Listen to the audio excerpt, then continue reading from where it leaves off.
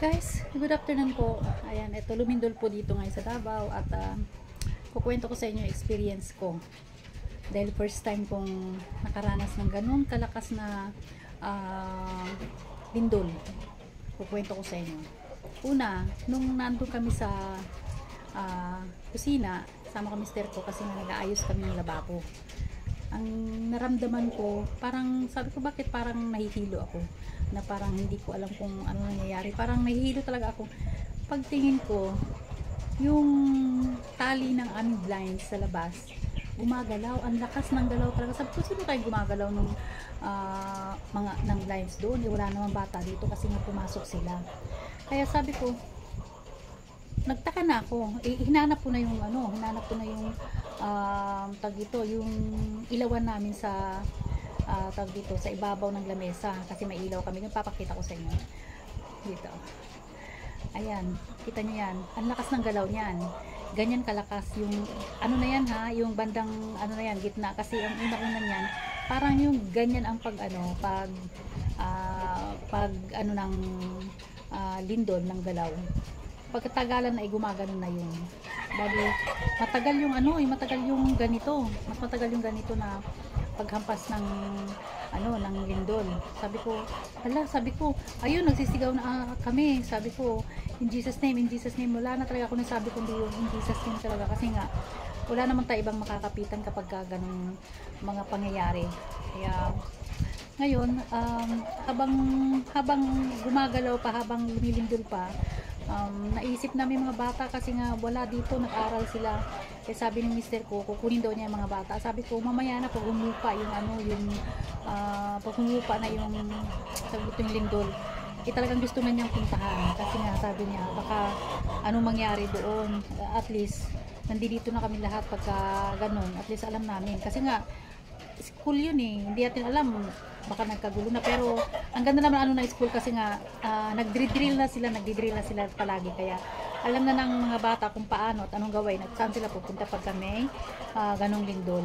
Kaya ayun, inabutan ng mister ko doon na mismo sa pinaka safe na area na walang mga puno, walang building. Doon sila tambay lahat. Bali, nakalabas naman sila ng safe.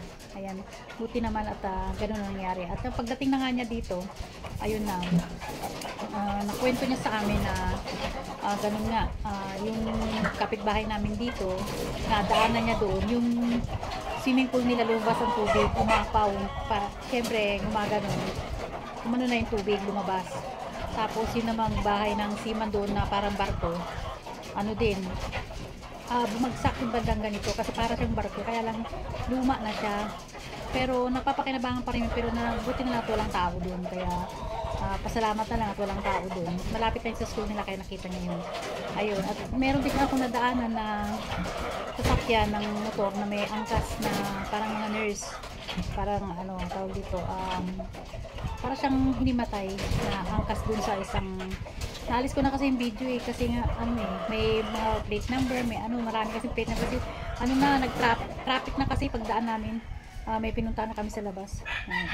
Kaya ayun ang nangyari. Bali, dito naman sa amin wala namang nangyaring na may mga nabasag, may mga bumagsak, wala naman. Salamat na lang kami at ganun ang nangyari. Walang mga pangyayaring ganun. Kaya yung dapat natin gawin pagka ganito kasi mga kaganapan kagaya ng ganitong lindol, talagang wala tayong magagawa dyan kundi ang magdasal lang tayo. Alam mo, wala akong nabanggit talaga kundi ang in Jesus name lang, in Jesus name. Yun lang talaga sinisigaw ko, dahil sabi ko wala iba makakatulong sa ating bumili ang ating Panginoon. Wala talaga. Pag nandun ka na sa sitwasyon na yun, wala ako ibang sigaw lang talaga ako ng sigaw in Jesus name. Parang gusto ko humupa yung yung lindol, yun na sinisigaw ko. Yung iba kasi nagpapanik, yung mga sa ko naman wala nagpapanik. Bali, ganun lang ginawa namin, dasal lang, tahimik.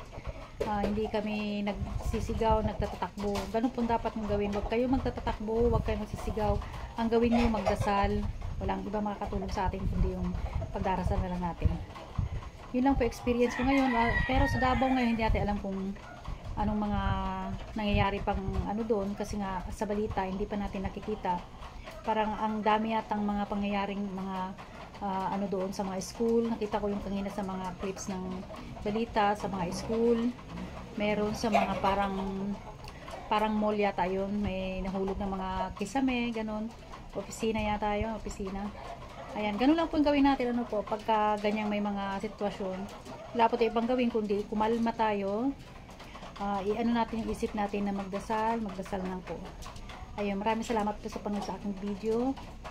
Ayan, kailangan po natin magdasal, ano po. Huwag po tayo magpapanik. Maraming salamat po. Thank you. Pa-share na lang po. At saka yung may mga experience na ganito, pwede po kayo magsulat po dyan sa comment section. Kung ano mga experience nyo, para naman po malaman natin. Ganun lang po. Maraming salamat sa panood sa aking video.